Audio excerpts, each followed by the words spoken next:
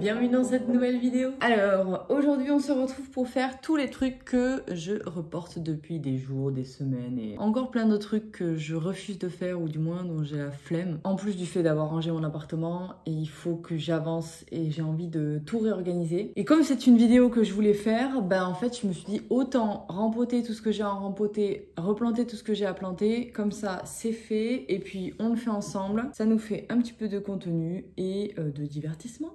Alors aujourd'hui le programme c'est rempoter des petites boutures que j'ai faites de mes potos pour les remettre dans des pots, rempoter mon ficus Abidjan que j'ai reçu, rebouger mon orchidée bijou parce qu'elle est dans un substrat qui lui va pas et un pot en argile et ça ne lui va pas non plus, peut-être éventuellement déterrer un caladium, donc pas mal de choses. Alors je pense que je vais prendre mes petites boutures, d'ailleurs je dois en faire d'autres, enfin du moins je voulais en faire d'autres. C'est encore des potos, le manjula. Et le golden, je le ferai après parce qu'il est beaucoup trop imposant. Ce petit outil super sympa, c'est un plantoir. Je décale tout ce que j'ai à décaler. Ah! Voilà. Parfait, non, comme ça.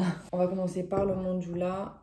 Wow, je vais peut-être l'arroser d'abord. Le manjula, je crois que je l'avais bouturé au tout début de ma bataille contre les thrips. Donc je fais le trou d'abord.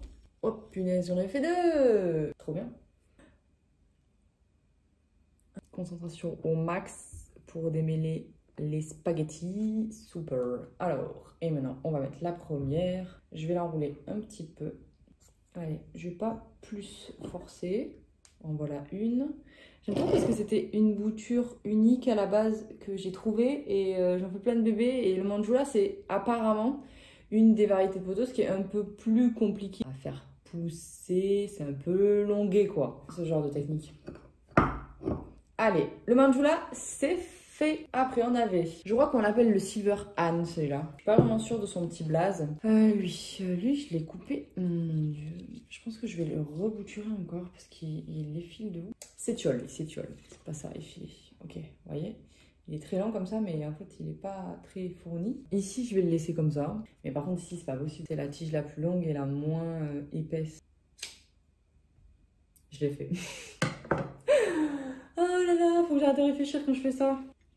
Il faut toujours se dire que ça fait du bien à la plante de faire. Pourquoi? Vous me direz, parce que ça lui redonne de l'énergie et elle peut se concentrer sur des tiges qui sont plus petites et sur la ramification. Alors certes, je les vois venir, les gens... J'avais un prof qui disait ça tout le temps. Je te vois venir. Il y a des gens qui vont me dire que c'est pas la période, mais en fait, tu peux le faire toute l'année tant qu'il fait bon. Et dans mon intérieur, actuellement, il fait 26, donc je trouve que c'est OK. Et comme je vais passer un petit peu de temps chez moi, ou du moins que je vais travailler à Lyon régulièrement les mois qui arrivent, ben, je vais pouvoir surveiller et faire en sorte que ça pousse correctement, tout en apportant de l'engrais tant qu'il fait bon. Donc celui-là, c'est bon. Mais je vous prends avec moi parce que j'allais déplacer mon potos golden, qui est ici, là. Et en fait, je viens de me rendre compte d'un truc. Je vais tourner la caméra. Le truc, c'est accroché. Genre là, ici, il s'est accroché au mur. Enfin, c'est une porte ça. Mais comment je fais? Je vais l'abîmer si je tire, non? Punaise. Vous êtes prêts à me regarder complètement déchiré mon potos? Je sais pas comment je vais faire, si je tire doucement, si je tire fort, si je tire pas fort. Laisse-moi te libérer, frérot. La racine, elle s'était collée. Mais après, je veux le mettre ailleurs. Je vais l'arroser déjà. Kchlac. Oui. Toujours être délicat avec les bébés. Et comme d'habitude, moi, je suis la meuf qui adore faire des boutures en eau. Le potos peut très bien se bouturer facilement en terre, hein, directement. C'est-à-dire que vous ne faites pas cette session-là en eau, parce que moi, j'aime bien voir la bouture évoluer en eau avant de la passer en terre. Tchic, tchac. Allez, c'est parti pour... Enfin non, c'est pas parti, c'est terminé d'ailleurs pour le potos. Je vais le remettre à sa place. Nous sommes sur une orchidée bijou qui n'est pas du tout en grande forme, qui a subi les thrips, qui est en PLS parce que son endroit ne lui va pas. De la rempoter dans un petit pot comme ça. Vous voyez la taille du truc? Dans un petit pot comme ça, en plastique pour la relancer. Ça va pas et j'ai envie de l'aider. J'ai déjà mis quelques-unes de ses copines en eau. Hop. En vrai, j'ai pas à tirer beaucoup parce que les racines elles sont très petites, donc ça se voit que la plante elle est vraiment abîmée.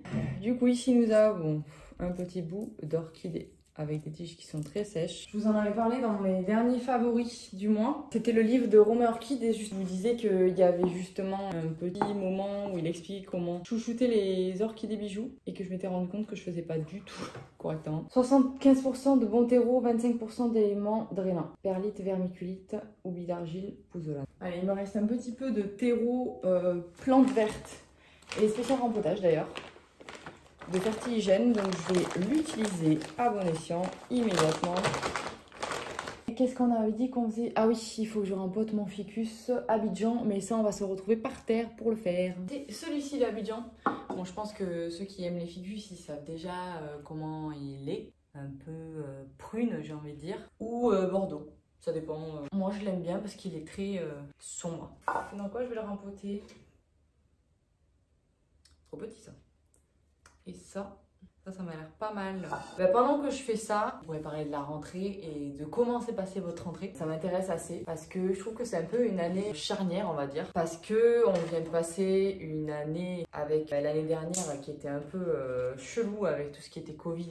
Et je me demandais si vous arriviez à revenir entre guillemets dans un mood un peu motivé. J'ai l'impression qu'on est tous en transition et qu'on essaye tous de retrouver un petit peu son chemin, sa vision de la vie et ses envies aussi. C'est sûr que ça nous a tous impactés et on n'a plus les mêmes envies qu'avant, on n'a plus les mêmes objectifs, c'est plus aussi simple en fait de se projeter, je trouve. Il y en a plein qui avaient envie de faire des voyages, finalement ils se sont rendus compte qu'ils étaient bien dans leur pays. Il y en a plein qui en ont eu marre d'être ici et qui ont justement envie de partir et inversement. Je me demandais un petit peu où vous en étiez dans cette petite dynamique là. Si vous étiez motivé, si vous aviez envie de changer de vie aussi, parce qu'il y a plein de gens, ça leur a permis de se rendre compte que l'atmosphère dans laquelle ils évoluaient, dans leur travail, c'est tout ça qu'ils voulaient faire. Et je trouve que c'est bien parce que si c'est quelque chose qui te rend pas heureux, c'est pas ce qu'il faut que tu continues de faire, quoi. Les changements, ou en tout cas les bouleversements comme ça, je trouve que ça a toujours du bon dans la vie. Parce que c'est là où tu te rends compte de tes vrais besoins, ce que tu veux vraiment. Et si vous vous posiez la question, et bien moi aussi, j'ai eu des moments de doute et de la recherche aussi personnelle. Et c'est pour ça d'ailleurs que j'ai lancé la chaîne YouTube, hein, parce que j'avais envie de me donner des nouveaux challenges, parce que j'avais un peu l'impression de stagner, entre guillemets. Je stagnais pas parce que j'étais quand même dans une démarche qui était de plus en plus professionnelle, on va dire. Mais j'avais envie de partager plus de choses parce que, en fait, Instagram, c'est beau. C'est une vitrine, en fait, et tu peux dire tout ce que tu veux sans que ce soit vrai. Tu peux faire passer tous les messages que tu veux sans que ce soit pour le reflet qui t'arrive. Ou alors, tu peux être complètement transparent et dire la vérité. Mais comme je suis pas le genre de personne à faire des face cam, pas ça, et je suis pas à l'aise avec ça, le YouTube, ça permet une autre sorte d'expression, je trouve. Et ça me plaît pas mal. Ça me plaît pas mal parce qu'on peut changer. C'est pas les mêmes personnes aussi qui me suivent, même s'il y en a plein qui me suivent sur Instagram, qui me suivent sur YouTube, mais je trouve que c'est... je sais pas, j'ai l'impression qu'on est plus proche, entre guillemets, vous et moi, parce que c'est plus sincère, on va dire, on partage plus des moments, parce que des moments normaux, j'ai envie de dire. Parce que finalement, Instagram, c'est assez figé. Ça, je dis la vérité sur Instagram, hein. Mais c'est vrai qu'il y a eu des moments où j'étais pas forcément très bien dans ma tête. Et au lieu de le raconter, parce que je trouvais que c'était pas ni le lieu ni l'endroit, j'ai juste mis une photo en disant hey, on a passé un bon samedi, comment allez-vous? Vous voyez, ce genre de truc, ce genre de mood un peu faux en fait. Et que reflète bien le réseau social Instagram, hein. Et c'est vraiment ça que je kiffe sur YouTube, c'est que je suis énormément de personnes différentes, de personnes qui font du contenu juste pour le divertissement, des gens qui parlent de sociologie, des gens qui parlent développement personnel, des gens qui kiffent la mode. Franchement, je suis assez beaucoup de monde. Et d'ailleurs, je suis peu de gens en fonction des plantes. Parce que je trouve que c'est tout ce qui tourne autour de l'humain qui m'intéresse. C'est pour ça que faire des petites vidéos comme ça où on discute un peu, j'ai envie de dire, où je dis, ça m'intéresse de plus en plus. Ça m'intéresse de plus en plus et c'est un truc que j'ai envie peut-être d'approcher en plus de tout ce qu'on se fait avec les plantes, sans pour autant que ce soit de la psychologie, hein. Je suis pas psychologue, hein. Je suis pas là pour vous aider dans votre thérapie si jamais vous en faites une, et vous n'êtes pas là pour aider ma thérapie à moi si j'en fais une. Je sais que c'est un endroit où on peut échanger librement et qu'il y a plein de gens sensés, ouverts et tout, qui sont là et qui peuvent interagir ensemble, quoi. Je vais comme une barbare là, je vais comme une barbare à une main parce qu'en plus j'ai décentralisé tous les les pieds du ficus. Ah les frérots. Enfin bref, je sais que des fois, en fait j'ai l'impression que dès que je poste un post et que j'écris un peu et que je vous raconte ma vie, ça vous intéresse parce que vous y reflétez aussi dedans, c'est normal. Et je trouve que c'est vraiment cool qu'on puisse échanger sur ce genre de sujet. Bon, en l'occurrence, je le fais de plus en plus sur Instagram, mais on pourrait le faire ici, hein, par exemple. Ça me met en joie. Je trouve que c'est cool. YouTube, c'est vraiment un lieu où on peut avoir plein d'avis. Ah, exprimer plein de choses, ça peut apporter plein de réflexions à tout le monde, et notamment à moi-même. Hein. Clairement, je me suis jamais autant posé de questions quand je me suis retrouvée toute seule pendant des mois. Et je trouve que c'est cool aussi qu'on puisse encore consommer du contenu bienveillant, qui nous fait du bien et qui nous divertit en fait. Juste parce que c'est des gens qui aiment partager. Je parle de YouTube là. Hein. Créer des... Allez, je vais rajouter encore un chou et après c'est fini. Donc voilà, c'était mon petit passage de réflexion. N'hésitez pas à me dire si ça vous plaît.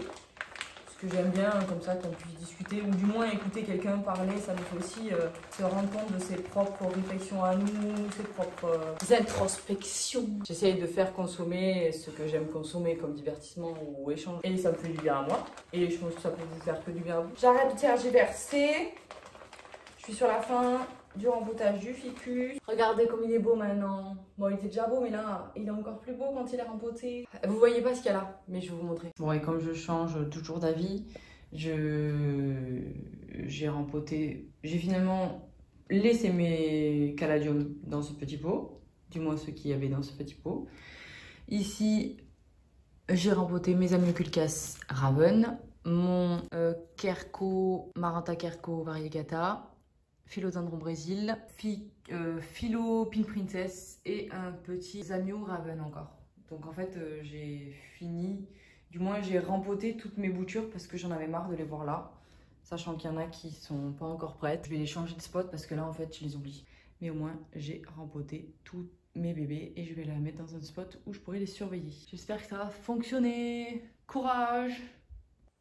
Et je suis trop contente de... Alors, vous montrer, vous allez voir là, mais vous verrez pas ma tête. Je suis en train de rempoter mes boutures de Monstera Variegata qui étaient en... Je les avais taillées suite à l'invasion de Trips. Donc je suis trop contente parce que là je suis en train de les passer en terre. Graphidora aussi. Dora aussi, il avait un peu ramassé et mon Squammy qui était en PLS. Il est toujours d'ailleurs, mais ça va mieux. Mais au moins j'ai réussi à faire des boutures de toute cette catastrophe, on va dire. Énormément de billes d'argile et je vais mettre du terreau très fin pour rempoter tous mes bébés et je vais arroser à fond et surveiller à fond aussi.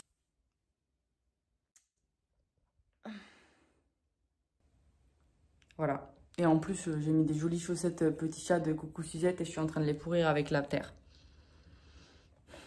Ma life. J'aimerais bien réorganiser mon salon et toutes les plantes.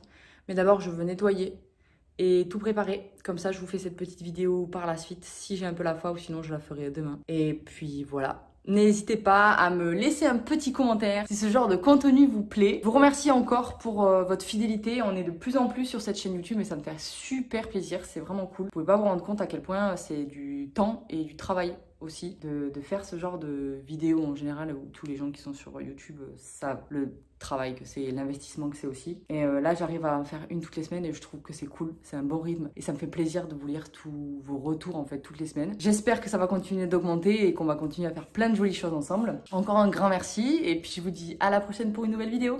Salut!